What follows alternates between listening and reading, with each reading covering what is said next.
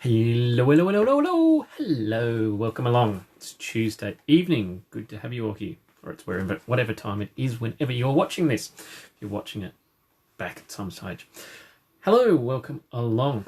For those who might be new, never watched before, I'm Richard Moores, Children's Youth and Families Pastor for Southside Uniting Church, which meets in Brisbane. We have 4 campuses: Holland Park, Yeronga, Tarragindi and Mount Gravatt. There you go. That's where we are. We meet, as I said, in south of the river in Brisbane, land that the Yagara and the Turrbal people have cared for. So we pay our respects to elders past, present and emerging. We pray that we will care for this land and build up community in this land and society in this land as the Yagara and the Turrbal people have done in the past. So we move forward in this. So welcome along. Every Tuesday evening we talk about stuff to do with children's, youth and families ministry and things like that. Covered a whole heap of things. We've been doing this for well over a year now.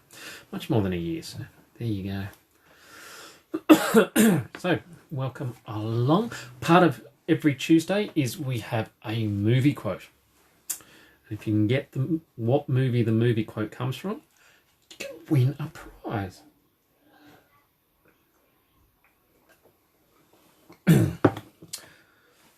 So we'll get onto the movie quote in a minute because we don't have some of our regulars in and we've got to try and make it fair. Oh, hi Rod. I'll see how much of a delay we've got if we get a hi Rod immediately. You're up to date. We're going to start looking and working through a book called Messy Discipleship, or some of the stuff out of Messy Discipleship. So a book which put together to try and work through, how is discipleship done within messy church? So it's not like messy church seems messy, can seem chaotic, and some people go, well, is it just Sunday school in a new form? No, it's a way of doing church, and it actually can be about discipleship. So this book was written, there was a bunch of research done. Interestingly, research was influenced by this, came out, I think this year. So there's a whole heap of research being done, and then COVID hit, but they still brought the book out. And then it looks at sort of the 4 key values of messy church. They are Christ-centered, all age, creativity, hospitality and celebration. And while this book is written around messy church, those 4 areas obviously have a great deal of impact in the other ministries that we do. Be they youth groups, be they brigades, be they Sunday school, be they whatever, each of those play a part. And so I thought, let's explore each one. And interestingly, 2 of the chapters are written by members of the Uniting Church in Australia. So, Uniting Church out there, 5 chapters. That section has 5 chapters of them. 2 Uniting Church people. Yay, go us. Aren't we great? So we're going to do that. So we're going to start with Christ-centered. So I was thinking movie quotes. So this is our movie quote, which I think may link in with this. So are you ready? Get your typing fingers ready. If you know what it is, type it in the chat box or the box down the bottom, whatever it is. It's not really chat, is it? Put it in the box and we'll see who wins. So the quote for this week is, he's not the Messiah, he's a naughty boy. What movie does that come from? What movie? I do it in the right voice. He's not the Messiah, he's a naughty boy. Won't say what she says next. That's a bit rude. So, if you know what it is, pop it in the chat box. So, Christ-centered. And this chapter was written by Tom Donahue, who is the evangelist at Cliff College, helping to equip the church for evangelism and mission. He leads the Cliff Year Gap Year and is a member of the Methodist Church Evangelism and Growth Team. So, working in England. I think Kylie's feeling bad. Yes, it is Life of Brian. Well done, Kylie. So I've educated her with important movies. never seen any Monty Python until she married me, and now she has. So, yes. Picking Rod's not a Monty Python person, because that's now 2 quotes from Monty Python, and haven't got either of those, so I'll have to move out of my Monty Python realm for you, Rod. That's all right. Still owe you a chocolate, I remember, Thursday. So, Christ-centered. So, it's important. And remembering that one of the key pillars for the Here to Stay is that God's big story. And obviously, if we're telling God's big story, we become Christ-centered. We're focused on Christ. That's the key for all our ministry. It's easy in the middle of youth groups and Jaffas and stuff just to get caught up in, let's have fun. But we need to keep coming back to the gospel. We need to keep coming back to Jesus. And so that's important to keep in the back of our minds. How are we bringing people back to Jesus? This chapter I thought of the paragraph I thought was interesting. For many of us, our path of discipleship began before we identified ourselves as a member of the Christian faith. For most of us, our discipleship journey is an experience of which other people are a significant part. Research carried out in 2015 to 16 called Talking Jesus. Sorry. Now I've lost my place. I just found it and I looked up to say I'd lost my place. The research shows that for an adult practicing Christian, the second most influential factor in becoming a Christian was having conversations with a Christian. So that having conversations with someone else about who is a person of faith. That's why it's so important when we'll be encouraging that sort of thing in our church. How do we start to do that? A group of us, the ministry team, and a few others from the church are doing what's called building a discipling culture, BDC. When we're starting some other groups of those, which just encourages you to think about who is a person of peace, who is someone who likes you, wants to spend time with you, who serves you. Who are these people who listen to you? And then how could you ask them to read the Bible together and start those conversations? So this research shows that the second most important factor for someone becoming a Christian was having a conversation with a Christian. This factored more highly than them attending a standard church service, reading the Bible, having an experience of the love of Jesus, and an unexplained spiritual experience, and was only less influential than growing up in a Christian family. So, number one for Christians, the most influential thing to say, hey, I became a Christian because I grew up in a Christian family. Number two was I had conversations with others about faith, and I had conversations about Christianity with a Christian. So the joy of Messy Church is it provides that space for people to have those conversations. So probably should describe Messy Church in case you don't just sitting there going, what is Messy Church, Richard? Tell me about this thing. Messy Church came out of England, particularly started by Lucy Moore. And I'm trying to see, sure her picture's in here somewhere. There's a picture. There's Lucy Moore. Oh. It's not going to focus, so you'll have to have a blurry picture of Lucy Moore. There we go. If I put it next to me, then it'll... No. Anyway. Lucy Moore has been out to Australia. She spoke at our Youth Workers in Service in Sydney one year. I think she was there the same year as Andy Root was there. Would have liked to hear more of Andy Root than her, but that's all right. So, Messy Church. Messy Church, people come together and you usually start with craft. And there is a bunch of tables of different crafts. And each craft or each activity, so they're not always necessarily craft, they might be a prayer activity, relate to the story that you'll be exploring that week. And so as people go around, they explore little bits of the story. And each table has a table host that helps to explain what's going on, but also you would have a question that talk about So as you're making butterflies, talk about how the butterfly shows change. So I think the butterfly was used once in the resurrection, the Easter story in the resurrection. So talk about how butterfly shows new life and stuff like that. So you have these conversations. I always struggled with that because you're busy trying to explain this craft to this child, and then the next child comes, okay, this is how you do it. And when do I get time to actually get onto this story? But other people are probably far better at it than I am. So you do those crafts, and then you come together for a time of celebration where you bring some of those crafts and you tell the story and explore the story. A little bit of singing, a little bit of story time. And that might take 10, 15 minutes. And then you have dinner together or a meal together. And so it's those sense of we explore, we come together and we celebrate, and we go a little bit deeper into the story, and then we share together in hospitality and eat.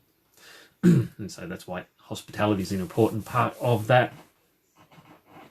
And so that as we come to Messy Church, it provides those opportunities for conversations. So there's the opportunity around the table that, guess, while you're doing the craft, I can sit there and have a conversation about what this story is about. And then while we're having dinner, I can have a conversation with you about what we've talked about and about life and about issues. And so there's these two wonderful opportunities that if you bring someone into a normal church service, well, they sit there, they might come to morning tea, or they might just walk out, and there's no real chance to have a real conversation with them. So Messy Church opens those opportunities. But of course, so do many of our activities. So be they Jaffa Club, as you're doing teaching, you can have those conversations. As they're doing craft, wandering around, you can have those conversations. Because again, our craft is linked to our story, so it allows those things. Brigades, obviously, as we have devotions, it opens an opportunity for conversations. Having chaplains around opens the opportunity for young people to have conversations about faith if they're having those questions and want to explore. And so it's important to be, how do we provide our young people with space to have those conversations? Hopefully in youth group, we have conversations.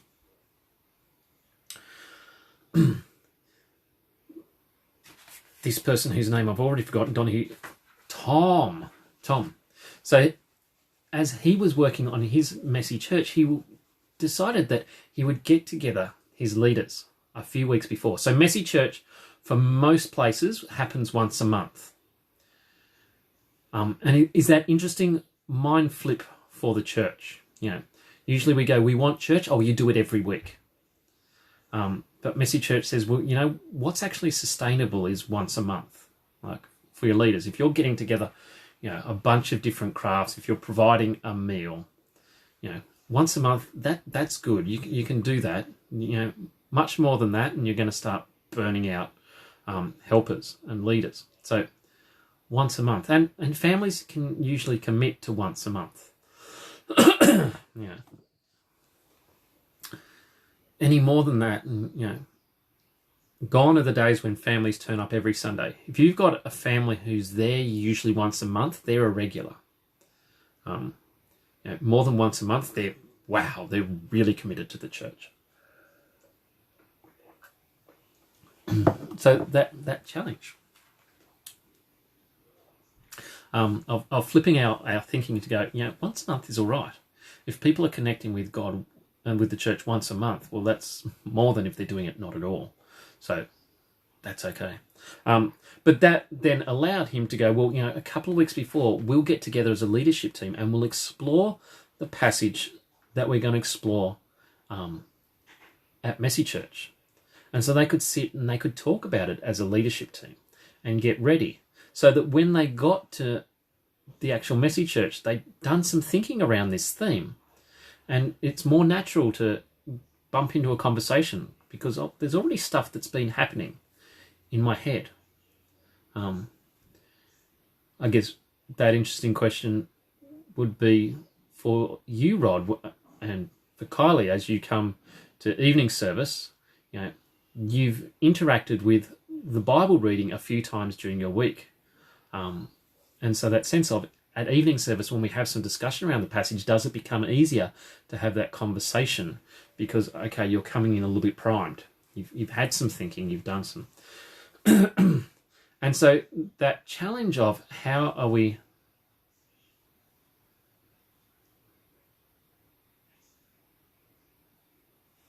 So Rod says, concept sounds familiar, aka PM service, but seems to require multiple leaders and a bit more pre-organisation. Yes. So you need a good bunch of leaders. So we had a messy church running at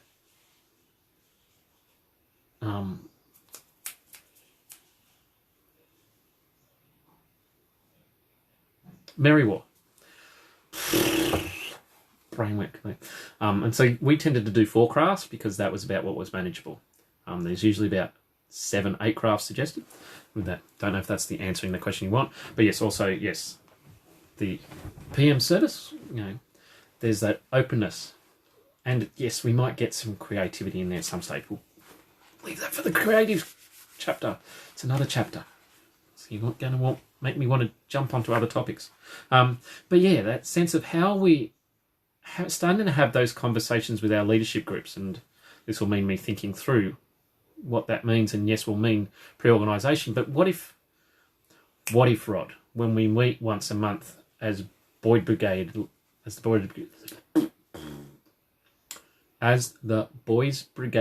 leaders, what if we actually explored these are the 4 readings for the next 4 weeks, and we did a little bit of devotion discussion type thing of, okay, we'll prime ourselves up. We'll start to get ready for the next 4 weeks. It's probably the group of all the groups we have that I could see there's the openness for that. Jaffa, we tend to meet once a term.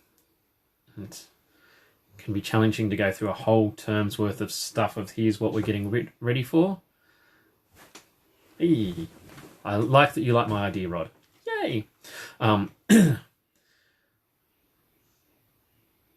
Unite, there tends to be me with someone else just there as the other adult in the room. So yeah, whether there's those opportunities for doing that prep work there, maybe not, but definitely when Kylie's there, she'll have watched the midweek video, so we'll have done some prep work on the passage. Some ideals of us to look forward to, and to start to think about how do we build these things as we're building teams. How do we start to build these into our teams so that we're coming in primed, we're coming in ready to share and already having thought about this passage, and it becomes natural to dialogue because I've been thinking about this week. So he talks about how that's really helped his team to be more engaged and be more, it brings them back more to that message. So it's more, I'm here helping you at this table more than just helping you with this craft, but I'm here to talk about this passage.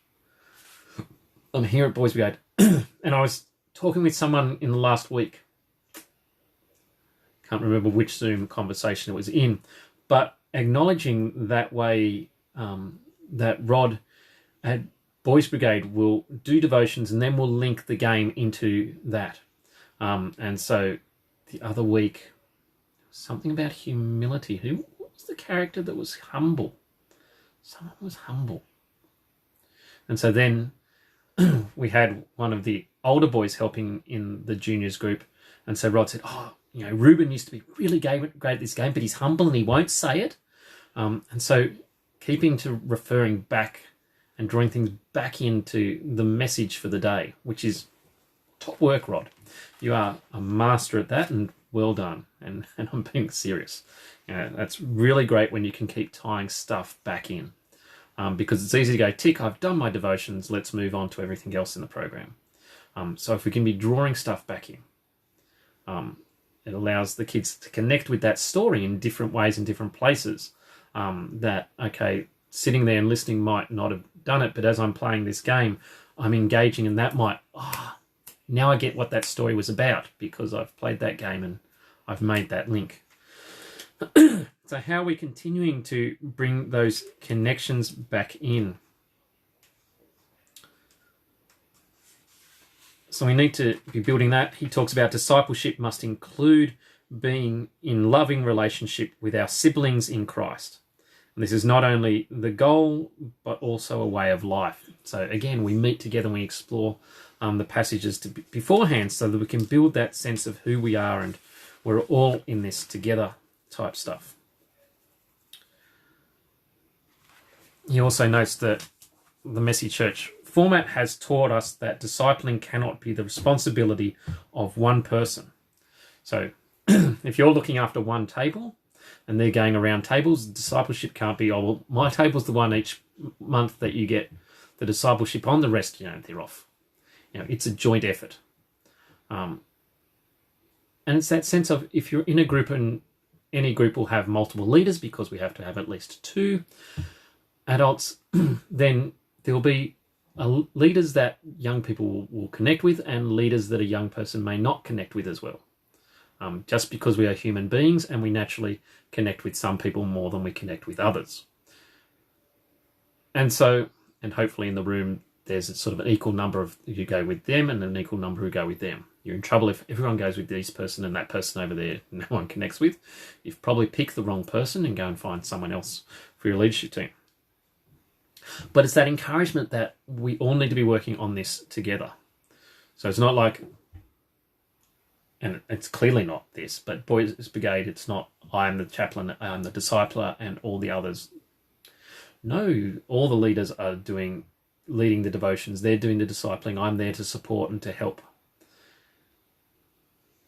And so on and so forth with all our groups. It's that joint thing, which is that continual reminder that we work together, and we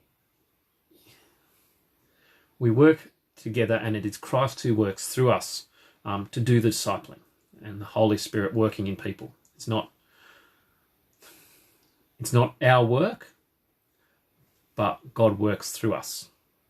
And so sometimes it's that challenge of how do we hand that over and go, okay, I don't have to worry about if this person is going to be saved in this next 3-minute conversation, because God is going to be working with them for a lifetime and I'm just there in this moment. But yeah, so we need to be continually thinking, how are we working together as teams to be discipling our young people? And I guess, again, there's that challenge. Do we have those discussions in our groups around planning about, well, how are we discipling?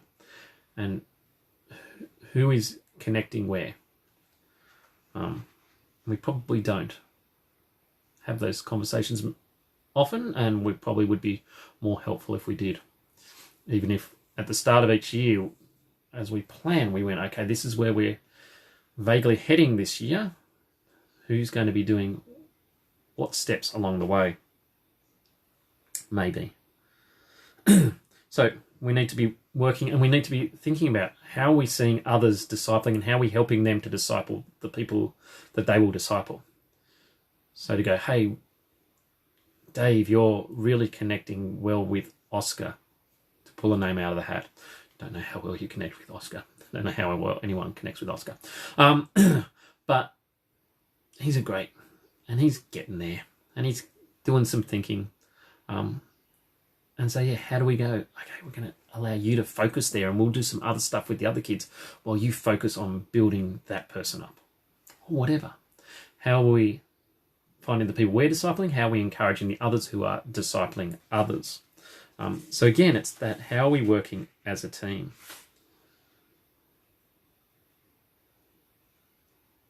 So as we engage in Jesus' calling on us to lead, help, and serve at our Messy Church, as we deal with the exhausting challenge that is ministry, that this ministry can be, as we work with limited resources when there seems to be so much to do, as we battle the tendency to try to maintain control, let us personally fix our eyes on Jesus. This will alter our perspective and ensure that our Messy Church is centered on Christ. So yeah, that sense of how do we keep reminding ourselves this is about God. And this is about Jesus, that Jesus is in control, Jesus is leading this, Jesus is taking us on our way. It's that continual challenge, and it's the challenge of anyone in ministry of going, this is actually, as we think about where does Southside go, as a member of the ministry team, it's going, well, this is God's church. And this is Jesus' Southside, and it's not about what Richard wants for Southside, but it's about trying to work out what God wants for Southside. And so I have certain plans, but I've got to sit back and go, okay, I need to listen to my colleagues, I need to pray and listen to God about where we're headed. Same with anything we do. So we think about brigades. Well, we know the structure, we know what God, but what does God want for this group of people, of boys? And what's going to connect with them, and what's going to help them along their journey, and what's going to hurt them this week, and what might work next week. And just being that openness to allow God to do what he's doing, and continually reminding ourselves we're going back to him. We're going back to relying on God to do something. We're relying on God and Jesus to turn up, because God will always turn up. Things will happen in amazing ways that we never planned for, and we'll just go, wow, God was there. So yeah, there's some thoughts for you. So how are we, and this, so again,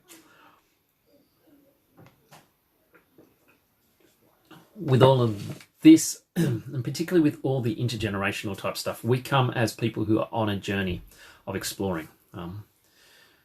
So I guess that was one of the encouragements from the Intergenerate conference, that sense of, hey, these people who are speaking as experts are quite willing to go, we're exploring this. We're on a journey of making it up as we go along.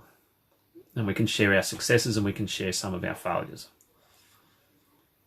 And so we come not as the experts in the field. And very much the reflection from youth workers would be, okay, the 80s, the 90s, early 2000s, we thought we had the idea, and we've worked out that that was wrong. And so we are in a repositioning phase, and what that will look like into the future, who knows? But we're repositioning, we're re-experimenting, we're trialing, and that has to always rely on God. And so may we continue to rely on God, to be centering ourselves on Christ, to be centering our programs on Christ. Because when we do that, then we will be successful. Yeah. There's my thoughts for today. So yes, so we'll be exploring that, and yes, again, me learning from this book and going, okay, well, how do we now put that into Southside? That's going to need some thinking, that's going to need some exploring, but we have an idea for Boys Brigade at least. Yay. Isn't it exciting when we talk on Tuesdays and come up with ideas? And so you can see, again, as we talk, this is helpful for me, and I know it's generally helpful for you as well, but it's also helpful for me. And this is the way leaders should be. We learn from others, and we learn from walking alongside. And so yes, the questions you guys ask during this, and Rod's good at firing back comments and questions. They help me to process and to go, oh, hang on, this is what I'm actually talking about. So anyway, got to let you get on with your evenings. Thanks for joining us again. It's always great to have you along. Hope you have a great week. Isn't it wonderful to be out of lockdown? We'll see how long that lasts. But take good care of yourselves. See you sometime during the week, and if I don't see you sometime during the week, I will see you next Tuesday, live at 7 o'clock. Need to come up with a theme song or something, don't I? Too much effort. Bye, everybody.